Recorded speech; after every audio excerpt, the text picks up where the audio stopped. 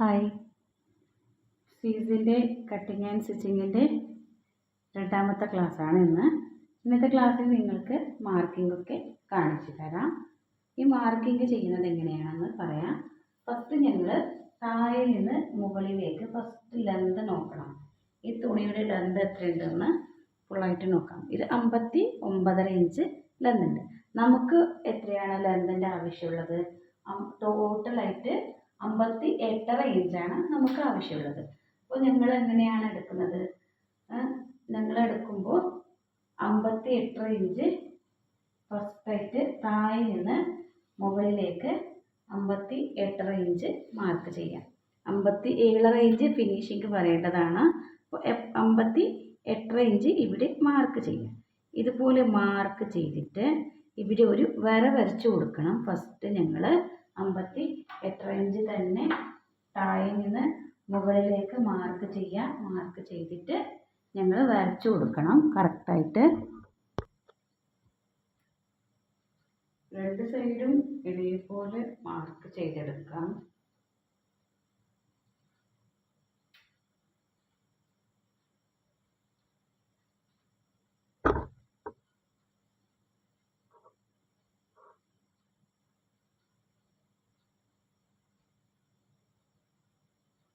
അമ്പത്തി 58.5 inch mark ചെയ്തിട്ട് ഒരു വര വരച്ചു കൊടുക്കുക. നമ്മൾ ഫുള്ള് ലെന്ത്. ഇപ്പോൾ നമ്മൾ യൂസ് ചെയ്ത സ്കെയില് സ്ട്രൈറ്റ് സ്കെയിലാണ്. ഈ സ്ട്രൈറ്റ് സ്കെയിൽ വെച്ച് വരച്ചു കൊടുത്തു. ഈ വരച്ചു കൊടുത്ത് ഇനി ഞങ്ങൾ ഈ വരയിലേക്ക് തന്നെ ഞങ്ങൾ മടക്കിയെടുക്കാം. കറക്റ്റ് മടക്കിയിട്ട് എടുക്കാം. ഇതുപോലെ മടക്കിയെടുക്കാം. അപ്പോൾ നമ്മൾ ഇതിൽ മാർക്ക് ചെയ്തു. ഇനി ബാക്കിയുള്ള ഈ പീസ് ഇവിടെ എക്സ്ട്രാ ആയിട്ടുള്ളത് ഞങ്ങൾ കട്ട് ചെയ്തെടുക്കാം.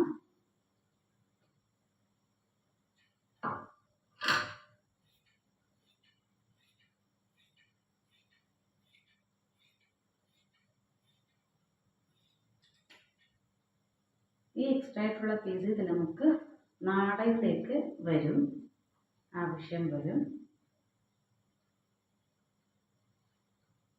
അപ്പോൾ ഞങ്ങൾ ഇതിലേക്ക് നെക്കിൻ്റെ വീതി മാർക്ക് ചെയ്ത് നെക്കിൻ്റെ ഫ്രണ്ട് നെക്ക് ലെന്ത് മാർക്ക് ചെയ്യാം. അപ്പോൾ ഞങ്ങൾ നെക്കിൻ്റെ വീതി മാർക്ക് ചെയ്യുക. 2.25 ഇഞ്ച് നെക്കിൻ്റെ വീതിയാണ്. അതേപോലെ ഫ്രണ്ട് നെക്ക് ലെന്ത് നമ്മൾ എടുത്തത് അളവ്, ഫ്രണ്ട് നെക്കിൻ്റെ അളവ്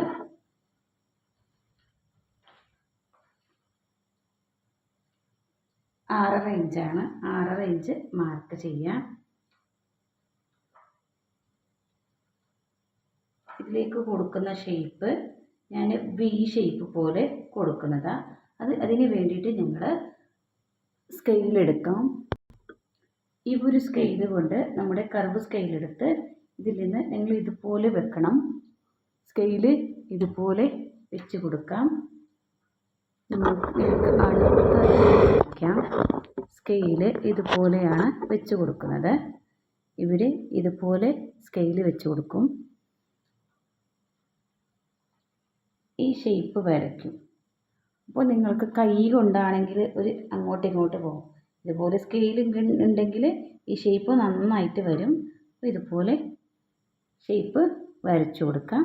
അതിൻ്റെ ശേഷം നമുക്ക് ബാക്കി അളവെടുക്കുന്നത് ബാക്ക് നെക്കാണ്. അത് ഞങ്ങൾ ഫസ്റ്റ് ഇതൊന്ന് കട്ട് ചെയ്ത് കൊടുക്കുക. അതിൻ്റെ ശേഷം ബാക്ക് നെക്ക് ലെന്ത് മാർക്ക് ചെയ്യാം.